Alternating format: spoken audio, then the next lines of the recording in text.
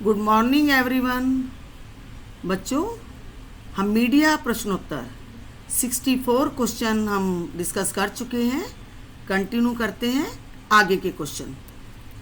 Question है, स्तंभ लेखन क्या है?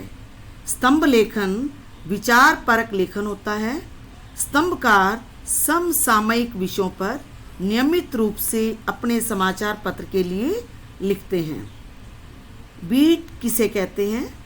समाचार पत्र में राजनीति, आर्थिक, खेल, अपराध, फिल्म, कृषि आदि से संबंधित समाचार होते हैं। जो पत्रकार जिस क्षेत्र से संबंधित समाचार लिखता है वह उसकी बीट होती है और उस क्षेत्र की रिपोर्ट तैयार करना बीट रिपोर्टिंग कहलाता है।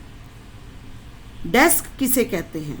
समाचार पत्रों में किसी विशेष लेखन के लिए कार्य करने वाले पत्रकारों के समूह के निश्चित समय को डेस्क कहते हैं, जैसे खेल डेस्क, राजनीति डेस्क, आर्थिक डेस्क, अपराध, फिल्म, कृषि डेस्क आदि। व्यापार से जुड़ी खबरों की शब्दावली कैसी होती है? व्यापार से जुड़ी खबरों में व्यापार जगत की शब्दावली होती है, जैसे तेजड़िया, घाटा, गिरावट, आवक आदि शब्द। कारोबारी जगत की खबरें किस शैली में लिखी जाती हैं? कारोबारी जगत की खबरें व्यापारिक शैली में लिखी जाती हैं और उल्टा पिरामिड शैली में। उल्टा पिरामिड शैली क्या होती है? पहले इंट्रो, फिर बॉडी, फिर समापन, अर्थात मुख्य खबरें पहले और फिर घटते क्रम में। भारत के लोकप्रिय हिंदी दैनिक समाचार पत्रों के नाम लिखिए। दैनिक हिंदुस्तान, नवभारत टाइम्स, दैनिक जागरण, दैनिक भास्कर, दैनिक ट्रिब्यून, पंजाब केसरी, नई दुनिया, नवभारत आदि। बीट से क्या तात्पर्य है? समाचार पत्र या अन्य समाचार माध्यमों द्वारा अपने संवाददाता को किसी क्षेत्र या विषय यानी बीट की दैनिक रिपोर्टिंग की जिम्मेदारी बीट रिपोर्टिंग कहलाती है। यह एक तरह से रिपोर्टर का कार्य क्षेत्र निश्चित करना है। जैसे कोई संवाददाता शिक्षा बीट कवर या इंफोटेनमेंट कहते हैं, अर्थात जो संवाददाता जिस क्षेत्र की खबरें इकट्ठी करता है वह उसकी बीट रिपोर्टिंग है। सीधा प्रसारण अर्थात लाइव कैसा होता है?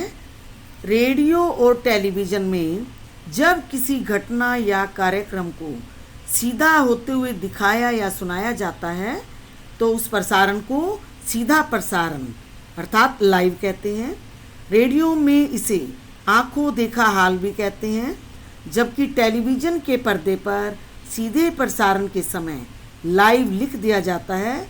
इसका अर्थ है कि उस समय आप जो भी देख रहे हैं वह बिना किसी संपादकीय काट छांट के सीधे आप तक पहुंच रहा है।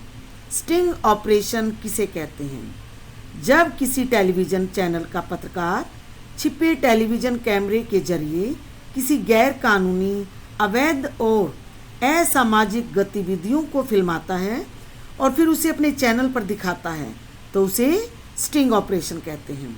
कई बार चैनल ऐसे ऑपरेशनों को गोपनीय कोड दे देते हैं, जैसे ऑपरेशन दुर्योधन या चक्रव्यूह। हाल के वर्षों में समाचार चैनलों पर सरकारी कार्यालय आदि में भ्रष्टाचार के खुलासे के लिए स्टिंग ऑपरेशनों के इस्तेमाल की प्रवृत्ति बढ़ी है।